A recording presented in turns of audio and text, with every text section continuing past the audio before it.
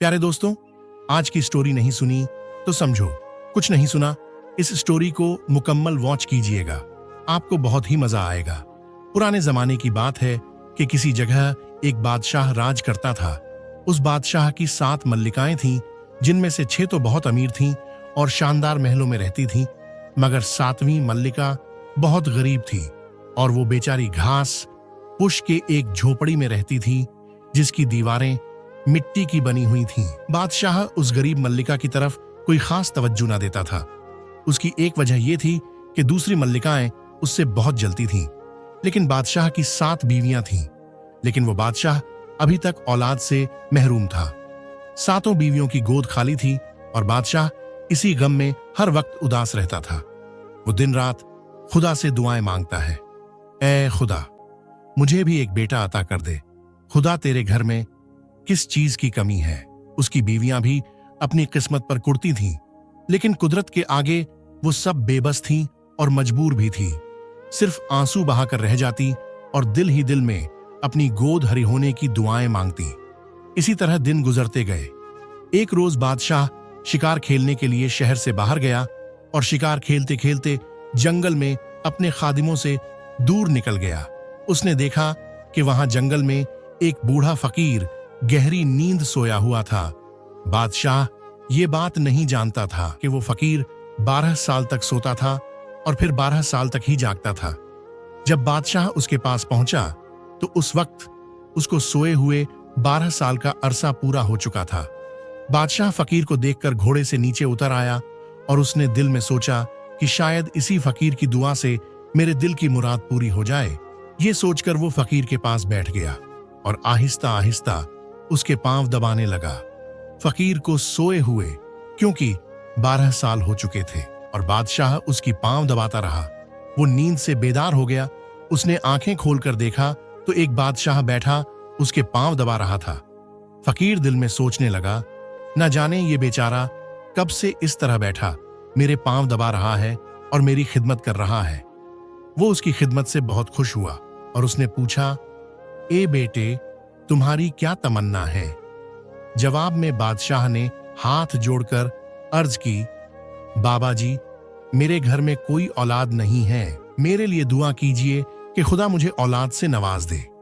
उस बुजुर्ग ने बादशाह को गौर से देखा और उसके झरक बरक लिबास की तरफ इशारा करते हुए कहा, अल्लाह ने तुझे राजपाट दिया है, दौलत दी है, अब तुम्हें किस चीज की तमन्ना है? ये सुनकर बादशाह ने फकीर के पांव पकड़ लिए और रोते हुए बोला, मुझे ना ये दौलत चाहिए और ना ही राजपाट, मुझे सिर्फ एक बेटा चाहिए, बस यही मेरी तमन्ना है। बूढ़े फकीर का दिल भर आया। उसने एक तरफ देखते हुए कहा, इस तरफ जाओ, वहां दूर तुम्हें एक आम का पेड़ मिलेगा, उसको 2 बार हिलाना और उस पेड़ से जितने आम गिरे ले आना। बादशाह उसी वक्त उठा और फकीर के कहने के मुताबिक उस आम के पेड़ की तरफ चल दिया जिधर उसने इशारा किया था। अभी वो थोड़ी दूर ही गया था कि उसने देखा वहां एक आम का पेड़ था जिस पर बहुत से आम लगे हुए थे। उसने आम की एक शाख पकड़कर उसे जोर से हिलाया तो दरख्त से 6 आम नीचे गिर पड़े। उसे याद आया कि फकीर ने 2 बार पेड़ हिलाने के लिए कहा था।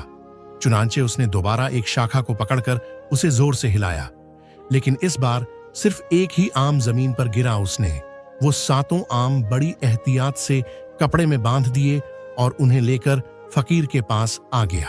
फिर 7 आम फकीर के आगे रखते हुए बोला, पहली बार हिलाने से 6 आम गिरे थे और दूसरी बार सिर्फ 1 गिरा। ये 7 आम हाजिर है। फकीर ने वो 7 आम दोबारा बादशाह को देते हुए कहा, जाओ, ये सब अपने घर ले जाओ। जब बादशाह चलने लगा तो फकीर ने उससे कहा, हर बीवी को 1-1 आम खिला देना। अल्लाह ने चाहा तो उन सबको 1-1 बच्चा पैदा होगा। बादशाह ये सुनकर बहुत ही खुश हुआ और फकीर से रुखसत होकर जल्दी जल्दी वापस अपने महल में आ गया। बादशाह जब अपनी बीवियों के पास पहुंचा तो उस वक्त वो खुशी से फूला नहीं सुमा रहा था। उसने अपनी 6 मलिकाओं को इकट्ठा करके कहा कि खुदा ने हमारी सुन ली है, अब हम औलाद से महरूम नहीं रहेंगे।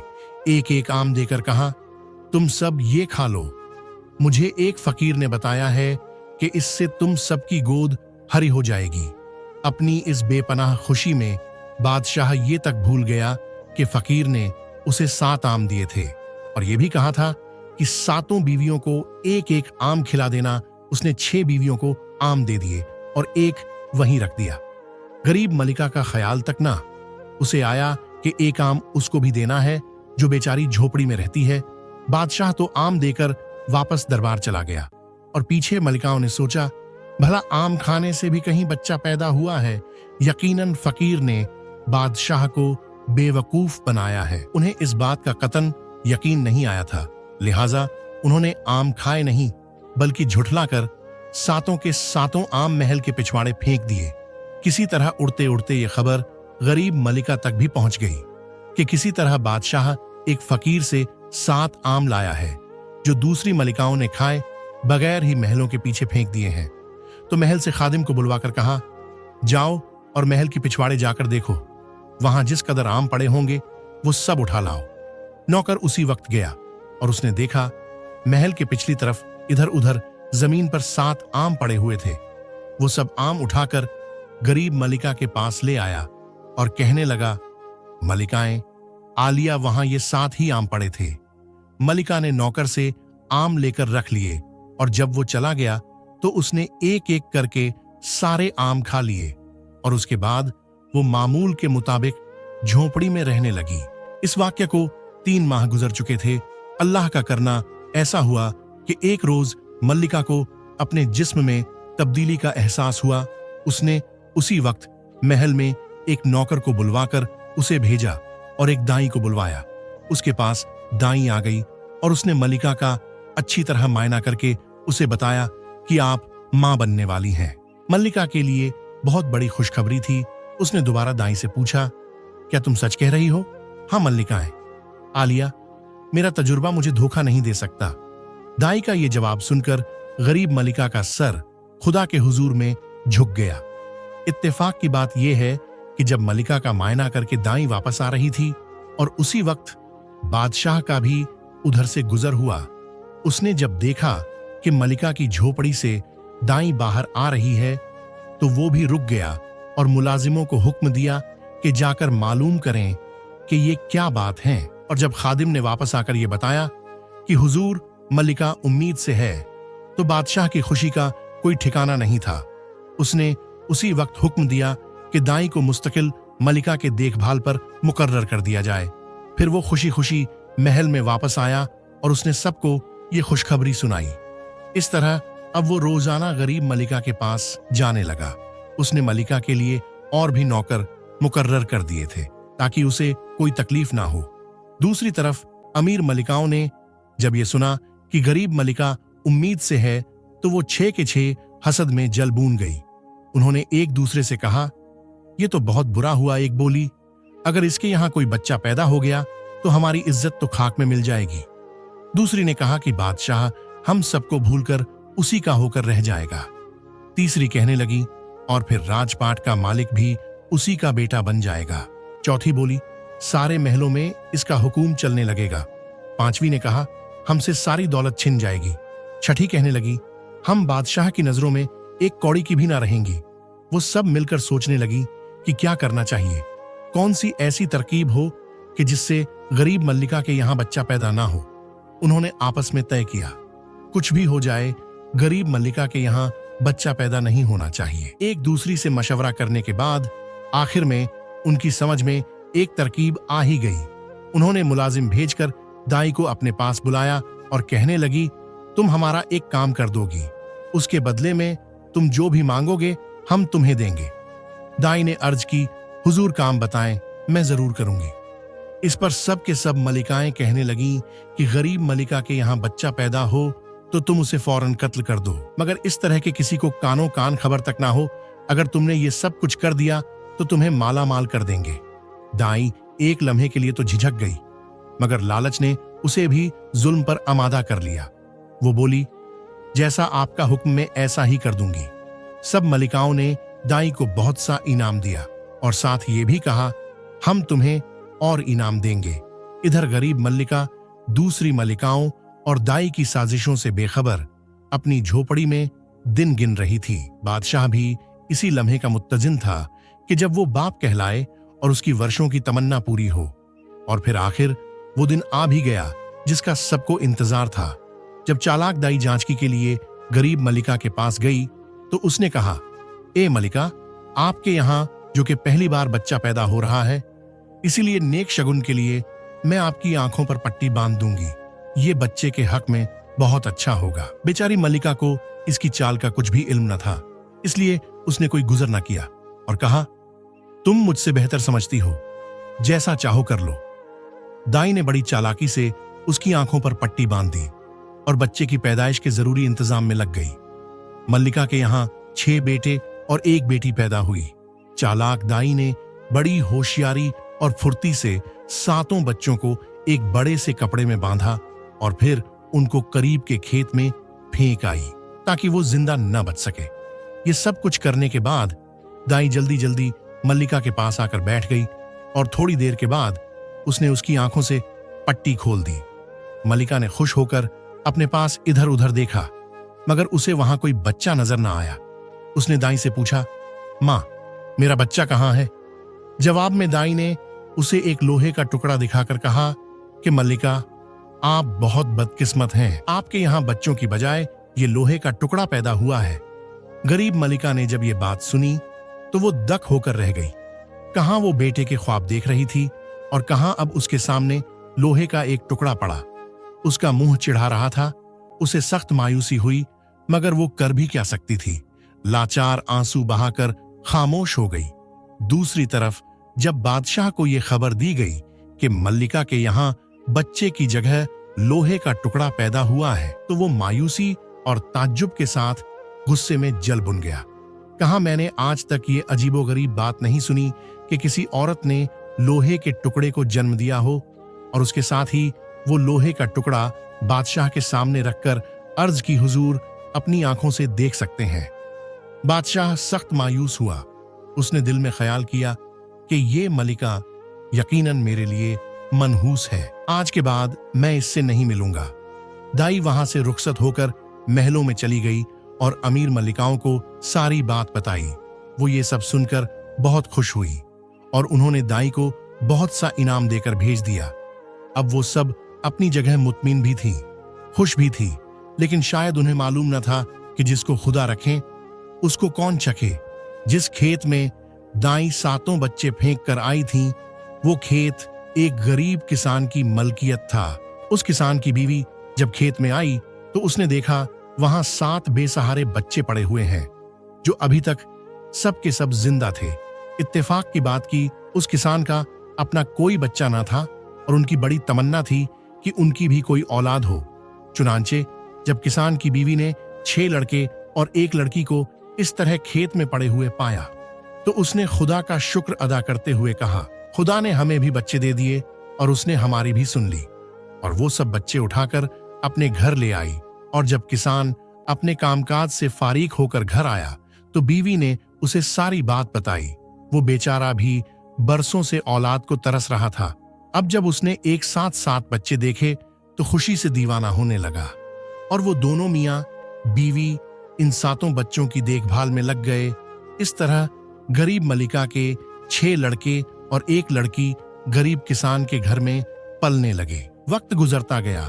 वक्त के साथ साथ 6 शहजादे और 1 शहजादी भी बड़े होते गए। वो सब अब खेलने कूदने के काबिल हो गए थे और किसान और उसकी बीवी को ही माँ बाप समझते थे। सब के सब बहुत हसीन थे और उनको पहली नजर देखने से ही अंदाजा हो जाता था कि वो किसी बादशाह के बेटे बेटी हैं। होते होते ये बात किसी तरह बादशाह के दूसरी 6 बीवियों के कानों में पड़ गई कि गरीब मल्लिका के यहाँ जो बच्चे पैदा हुए थे और जिन्हें दाई खेत में फेंक आई थी, वो अभी तक जिंदा हैं। उन्होंने दाई को बुलवाकर पूछा, क्या तुमने बच्चों को कत्ल नहीं किया था? पहले तो दाई ने यही कहा, मैंने उन्हें कत्ल कर दिया था। लेकिन जब उन्होंने दाई को यह बताया कि वो बच्चे फलां किसान के घर में हैं और अब बड़े भी हो गए हैं, तो इस पर दाई ने सब कुछ बता दिया कि किस तरह मैंने बच्चों को कत्ल करने की बजाय एक खेत में फेंक दिया था। ये सुनकर सबने उससे कहा, अब जो होना था वो तो हो गया। अब तुम्हारी खैरियत इसी में है कि जिस तरह बन पड़े इन 7 बच्चों को हमेशा के लिए खत्म करवा दो। फिर उन्होंने दाई को मजिद लालच देते हुए कहा, अगर तुमने इन सबको कत्ल करवा दिया तो हम तुम्हें वो तमाम हीरे जवाहरात दे देंगे जो हम सबके पास हैं। हीरे जवाहरात की बात सुनकर दाई में एक बार फिर से लालच उभर आया और वो बोली, आप बेफिक्र रहिए, मैं उन्हें जरूर कत्ल करा दूंगी। इसके बाद दाई अपने घर चली गई। घर पहुंचकर उसने चंद मीठी रोटियां पकाई और उनमें जहर मिला दिया। फिर वो रोटियां लेकर खेत में उनके पास गई, जहां वो सातों बच्चे रोजाना खेला करते थे। जब वो वहां पहुंची तो उसने देखा कि सातों बच्चे कुएं के पास खेलने में मसरूफ थे। उस वक्त वो मिट्टी के खिलौने से खेल रहे थे जो गरीब किसान ने उन्हें बनाकर दिए थे। दाई भी उनके पास पहुंच गई और बड़े प्यार से उन्हें अपने पास बुलाकर कहा, देखो बच्चों, मैं तुम्हारे लिए मिठाई लाई हूं। मासूम बच्चों ने जब ये सुना तो सबके सब दाई के पास आ गए। दाई उन्हें मीठी रोटियां देकर कहने लगी, लो, ये मैं तुम्हारे लिए ही लाई थी, उन्हें खा लो। मीठी रोटियां देखकर बच्चों का जी ललचा गया और वो सब खाने लगे। लेकिन जब उन्होंने रोटियां खाई, देखते ही देखते सबके सब वहीं गिरकर मर गए। दाई ने देखा कि सब बच्चे मर चुके हैं तो वो उल्टे पांव वहां से भाग आई और वापस आकर मलिकाओं को खबर दी कि मैंने इस तरह बच्चों को खत्म कर दिया है। जवाब में सब मलिकाओं ने इनाम के तौर पर उसे बहुत से हीरे जवाहरात दिए और अपने दिल में मुतमिन हो गई कि अब हमारे लिए कोई भी खतरा बाकी नहीं रहा। इधर तो ये हो गया, और दूसरी तरफ जब किसान और उसकी बीवी ने देखा कि बच्चे अभी तक खेलकर घर वापस नहीं आए तो वो उन्हें तलाश करने के लिए कुएं पर गए। मगर ये देखकर उनके पांव तले से जमीन ही निकल गई कि वो सातों के सातों वहां मुर्दा पड़े थे। लाशों के करीब 2-3 मीठी रोटियां भी पड़ी थीं, जिससे वो समझ गए कि उन्हें किसी ने जहर देकर हलाक कर दिया है। किसान की बीवी तो वहीं बैठकर रोने लगी, लेकिन किसान जंगल में उस बूढ़े फकीर की तलाश में चला गया जिसके बारे में उसने सुन रखा था कि वो बहुत पहुंचा हुआ है। ये उसकी खुशकिस्मती थी कि जल्द ही उसे वो बूढ़ा फकीर मिल गया। किसान ने दोनों हाथ जोड़कर उससे अर्ज किया, बाबा जी, इस तरह मेरे सातों बच्चों को किसी ने जहर देकर मार डाला, खुदा के लिए मेरी मदद कीजिए। फकीर ने उसकी बात सुनते ही जल्दी से अपने हाथ की एक उंगली को काटा और उस उंगली से निकलने वाले खून के चंद कतरे एक शीशी में डालकर उसे देते हुए कहा, जल्दी जाओ और ये खून के कतरे उन पर छिड़क दो। फकीर ने फिर कहा, जिस कदर जल्दी हो आप चले जाओ, इसमें देर नहीं होनी चाहिए। किसान उसी वक्त भागा भागा वापस कुएं के पास आया और उसने फकीर के कहने के मुताबिक सातों बच्चों पर खून का एक एक कतरा छिड़क दिया। खून का छिड़कना था कि सातों बच्चे फिर से जिंदा हो गए। किसान और उसकी बीवी ने बच्चों को गले से लगा लिया और फिर उन्हें साथ लेकर अपने घर आ गए, जहां एक बार फिर वो सब हंसी खुशी जिंदगी बसर करने लगे। इस वाक्य के चंद रोज बाद ये बात फिर किसी न किसी जरिए से मलिकाओं तक पहुंच गई। सातों बच्चे अभी भी जिंदा हैं और इसी किसान के घर में रह रहे हैं। ये सुनकर बहुत परेशान हुई। वो तो दिल में सोच रही थी कि ये सब मर चुके थे। उन्होंने फिर उस दाई को बुलवाया और कहा, क्या तुमने अभी तक बच्चों को कत्ल नहीं किया? दाई ने हाथ बांधकर जवाब दिया, हुजूर, मैंने तो सबको जहर देकर खत्म कर दिया था। इस पर मल्लिकाएं नाराज होते हुए बोली, वो तो सब के सब जिंदा है और उसी किसान के घर में रह रहे हैं। दाई ये सुनकर बड़ी हैरान हुई। उसकी समझ में नहीं आ रहा था कि ये कैसे हो सकता है।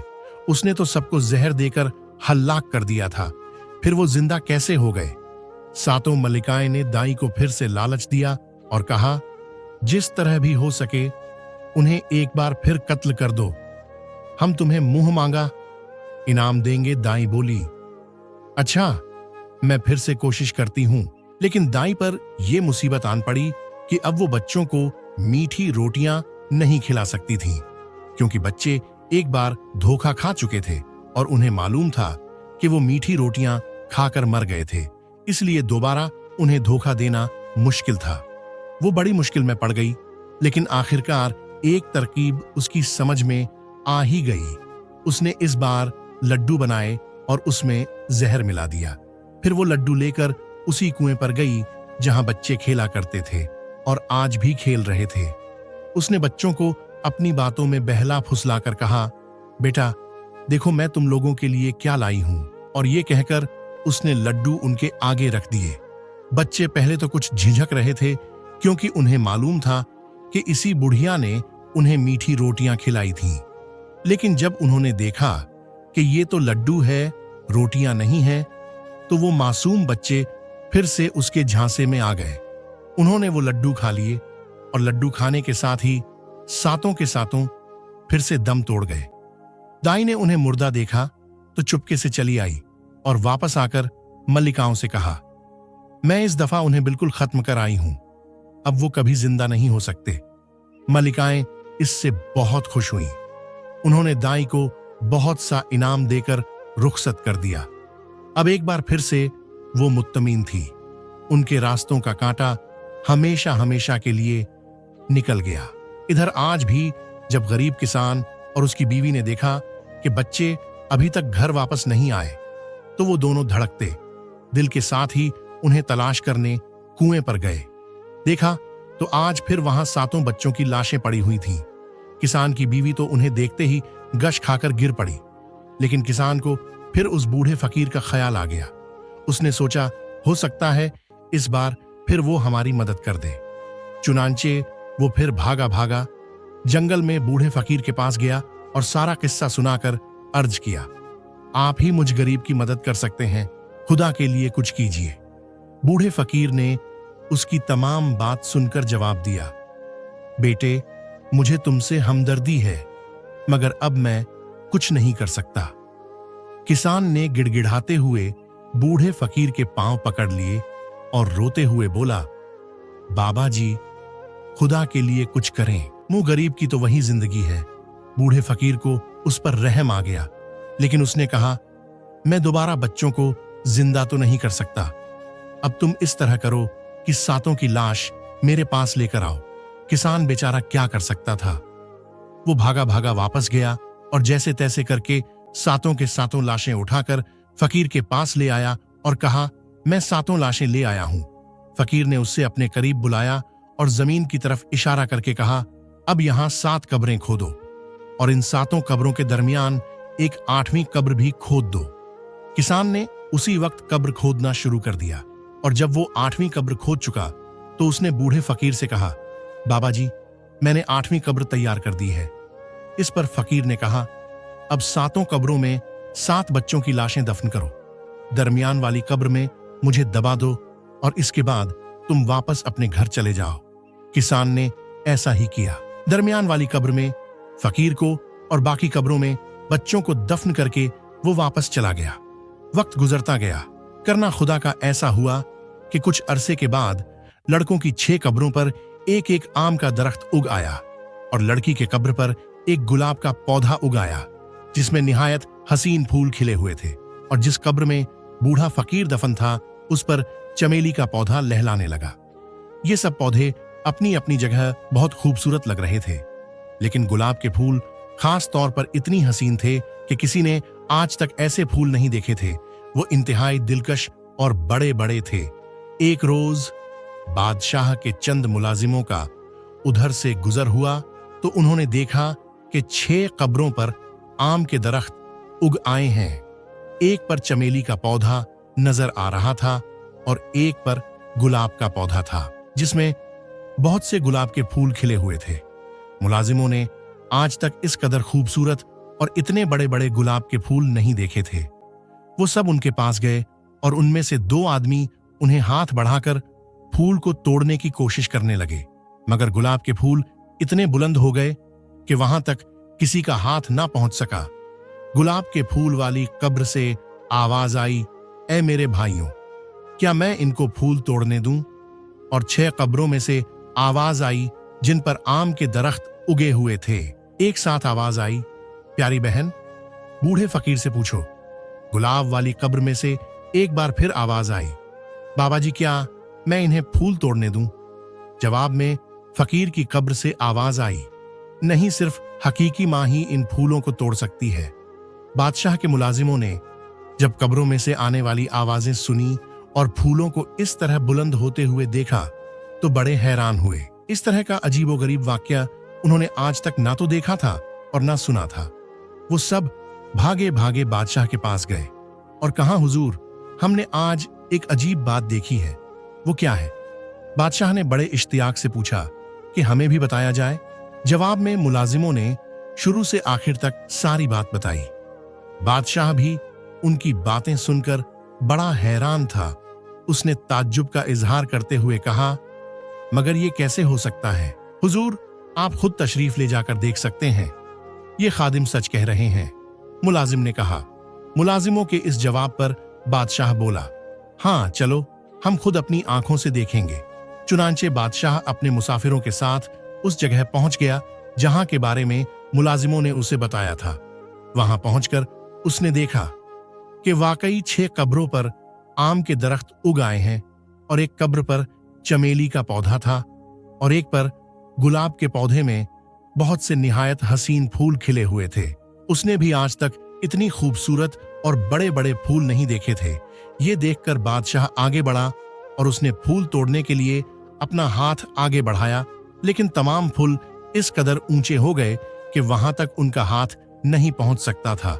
उसके साथ ही फूलों वाली कब्र से आवाज आई, ऐ मेरे प्यारे भाइयों, क्या मैं बादशाह को फूल तोड़ने दूं? जवाब में उन 6 कब्रों में से जिन पर आम के पेड़ थे, बैक वक्त आवाज बुलंद हुई, प्यारी बहन बूढ़े फकीर से पूछो। फिर पहली वाली आवाज आई, बाबा क्या मैं बादशाह को फूल तोड़ने दूं? जवाब में फकीर की कब्र में से आवाज आई नहीं, सिर्फ हकीकी माँ इन फूलों को तोड़ सकती है।